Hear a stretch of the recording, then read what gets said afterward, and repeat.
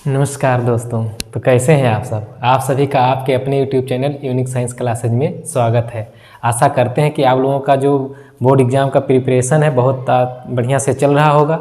जैसा कि आप लोगों का जो 29 तारीख का पेपर है उसमें से कुछ ऐसे क्वेश्चन मैं लाया हूँ जो टिप्पणी भी है और जो एग्ज़ाम में बार बार पूछे जाते हैं। तो आइए क्वेश्चन को देखते हैं। देखिए यहाँ पर क्या दिया है, अपरा की परिभाषा दीजिए तथा इसके कार्य लिखिए। कहीं कहीं लिखा रहता है कि केवल इसके 2 कार्य लिखिए या इसके कार्य लिखिए या भ्रूण का पोषण।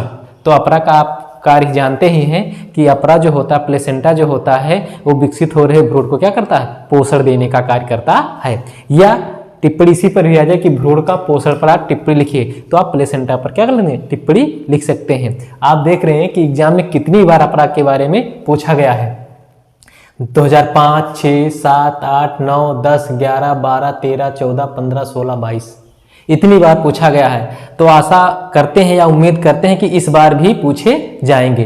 तो ऐसे ही क्वेश्चन की आप लोग तैयारी कर लीजिएगा जिससे आप लोगों का 2-3 नंबर छूटने ना पाए। तो आइए देखते हैं कि अपरा की परिभाषा क्या है, प्लेसेंटा की परिभाषा क्या है। आप देख रहे हैं कि प्लेसेंटा एक अस्थायी अंग है जो गर्भावस्था के दौरान विकसित होता है।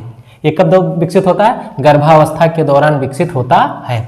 प्लेसेंटा के द्वारा जरायुज स्तनधारियों का विकासशील भ्रूण या गर्भमातृक गर्भाशयी रुधिर से अपना पोषण प्राप्त करता है, अपरा कहलाता है। समझ आई बात? आगे देखेंगे अपरा के कार्य, फंक्शन ऑफ प्लेसेंटा, यानी अपरा के क्या कार्य होते हैं। नंबर 1 आप जानते हैं कि जो अपरा का कार्य होता है, पोषण करना भी होता है, शोषण करना भी होता है और उत्सर्जन करना भी होता है। तो एक एक करके हम देखते हैं। यहाँ पर क्या दिया है, अपरा के कार्य में पोषण, न्यूट्रिशन, प्लेसेंटा माता के रुधिर से पोषक तत्वों को गर्भ में पहुंचाता है। श्वसन में क्या होता है, रिस्पायरेशन, प्लेसेंटा गर्भ व माता के बीच ऑक्सीजन व CO2 का आदान प्रदान करता है। उत्सर्जन, एक्सक्रीशन, भ्रूण में उपापचयी क्रियाओं के फलस्वरूप बने नाइट्रोजनस अपशिष्ट पदार्थ प्लेसेंटा द्वारा माता के रुधिर में विसरित हो जाते हैं। एक पॉइंट और है, अपरा द्वारा स्रावित हार्मोन शिशु के जन्म देने में सहायक होता है। इस तरीके से क्या होते हैं, अपरा के कार्य होते हैं।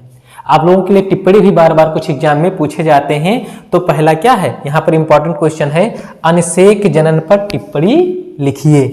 तो पार्थोजेनेसिस देखेंगे। पार्थोजेनेसिस का मतलब क्या होता है कि बिना निषेचन के ही फल या जीव का निर्माण होता है। तो इसे क्या कहते हैं, अनिषेक जनन कहते हैं। उसमें अनिषेक जनन में निषेचन नहीं होता। इसमें देखेंगे कि अनिषेक जनन के बिना देखिए, अनिषेक जनन के बिना निषेचन अंडाणु से वृद्धि और विभाजन द्वारा वयस्क का निर्माण होना अनिषेक जनन कहलाता है। यानी बिना निषेचन से ही क्या होता है, वयस्क जीव का या फल का निर्माण होना क्या कहलाता है, अनिषेक जनन कहलाता है। अनिषेक जनन में देखिए मधुमक्खी, तो जो मधुमक्खी होती हैं, मधुमक्खी में जो ड्रोन होते हैं, नर होते हैं, वो क्या होते हैं, उनमें अनिषेक जनन होता है। क्योंकि ड्रोन में क्या होता है, गुणसूत्रों की संख्या 16 होती है। और जो मधुमक्खी, चाहे सर्विंग मक्खी हो चाहे रानी मक्खी हो, उनमें रानी मक्खी में गुणसूत्रों की संख्या कितनी होती है, 32 होती है। तो ये बिना निषेचन के ही क्या कर लेता है, निर्माण कर लेता है। ततैया है, अंगूर है, संतरे हैं, इसमें क्या होता है, बिना निषेचन के ही क्या होता है, फल का निर्माण हो जाता है। आगे देखेंगे, अगला क्वेश्चन है, ये भी बहुत इंपॉर्टेंट क्वेश्चन है, IMP इंपॉर्टेंट क्वेश्चन है, बहुभ्रूणता, पॉलिम्ब्रोनी। आप देख रहे हैं बहुभ्रूणता जो होता है, पॉलिम्ब्रोनी जो होता है, बहुभ्रूणता क्या होता है, ये भी बार बार एग्जाम में पूछे जाते हैं, जिससे आप लोगों का 1-2 नंबर कम ना होने पाए। आप देखेंगे बीज में एक से अधिक भ्रूणों को उत्पन्न होने को बहुभ्रूणता कहते हैं। क्या करें, बीज में एक से अधिक भ्रूणों को उत्पन्न होने को क्या कहते हैं, बहुभ्रूणता कहते हैं। यह जिम्नोस्पर्म पौधों की विशेषता है। जो जिम्नोस्पर्म के पौधे होते हैं इसकी क्या है, अनावृत बीजी पौधों में क्या इसकी एक विशेषता है। सिट्रस कुल के पौधों में एक सामान्य घटना, जो सिट्रस कुल के पौधे पाए जाते हैं इसमें क्या है, सामान्य घटना है। बहुभ्रूणता की खोज एंटोनी लीवेनहॉक ने सन 1719 में संतरे में की थी। किसमें की थी, संतरे में की थी। इस तरीके से आप लोग, ये 3 क्वेश्चन है जो एग्जाम के लिए बहुत ही इंपॉर्टेंट है। आप लोग इसको पढ़ लीजिएगा और इसका स्क्रीनशॉट ले लीजिए, जिससे आप लोगों का तैयारी बढ़िया से हो जाए